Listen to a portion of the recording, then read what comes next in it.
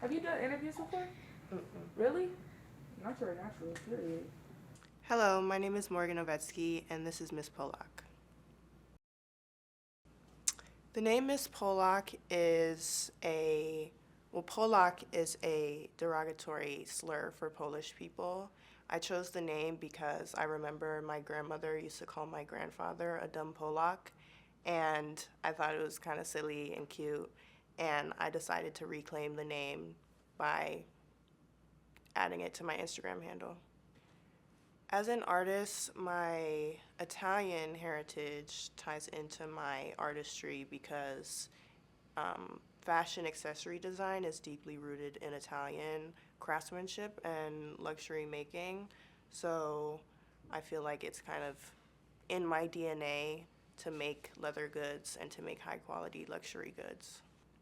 I think that it reflects me as a person because it has to do with me um, delving into my heritage and my culture as well as my religion because my Polish descent comes from my grandfather who is Jewish and that is my religion. So it's directly connected to that. Yeah. The process of making a shoe is a long one. There are a lot of important steps that you have to remember along the way.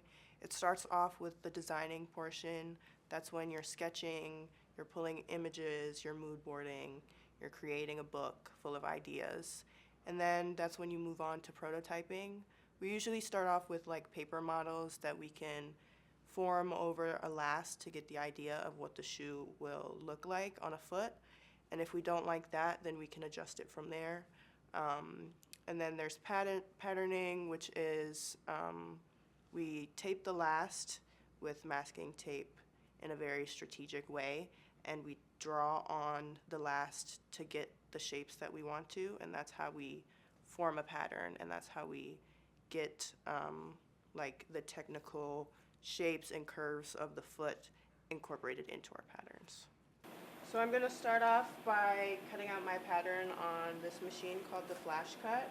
I already scanned my handmade pattern into Adobe Illustrator and transferred it to the machine. And I'm just going to load the pattern shape into it.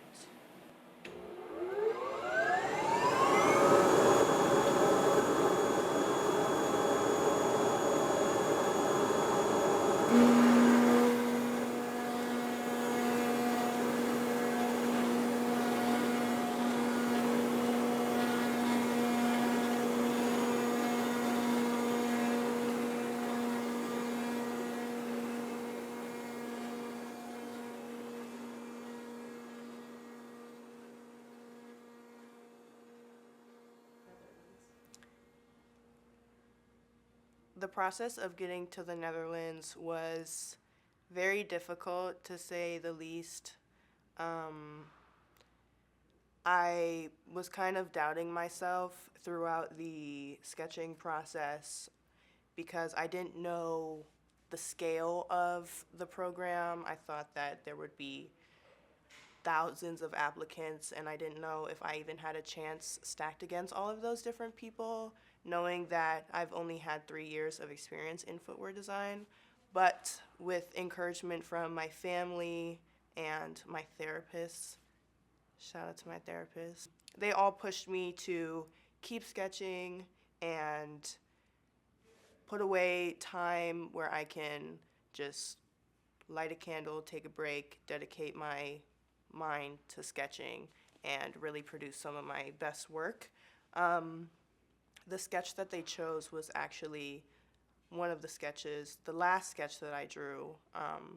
It was the one that I was least happy about, and it was the one where I was like, fuck it, let's just sketch a shoe. I'm not gonna make it into the course anyways. I'm gonna use the skiving machine. This machine is to skive down or to thin out the edges of anything that you're turning or sewing together, so any seam. It's just reducing the bulk that the leather gives in a seam. And we're basically going to split the thickness down into half, so when two sides are together, it equals out the whole thickness of the leather. I'm going to use a scrap piece and double check the thickness of it to make sure it's right. It's about 1.2 millimeters. And I'm gonna go ahead and turn on the machine.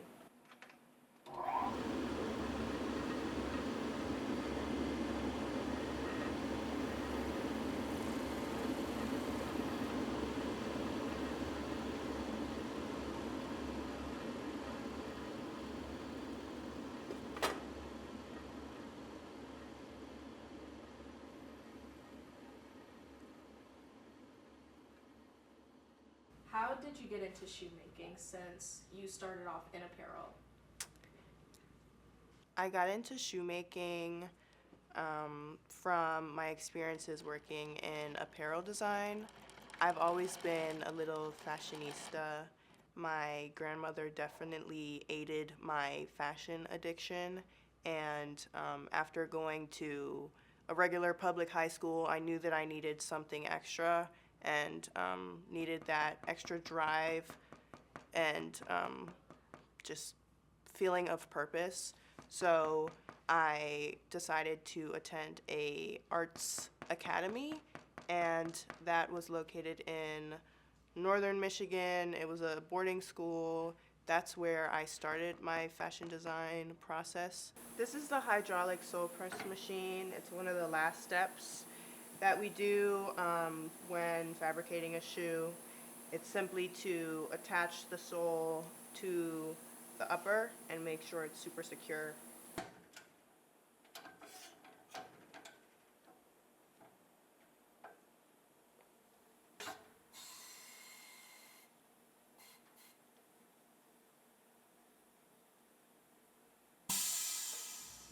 You kind of, you talked about your family a little bit. Yeah. How supportive are they? My family is super supportive of my passion for fashion, and they always have been. Like I said, my grandma always aided my shopping addiction. She would take me to Kohl's to buy a new wardrobe for the next school season. And when she knew that I was moving from fine arts into fashion design, she thought it fit really well and it made a lot of sense.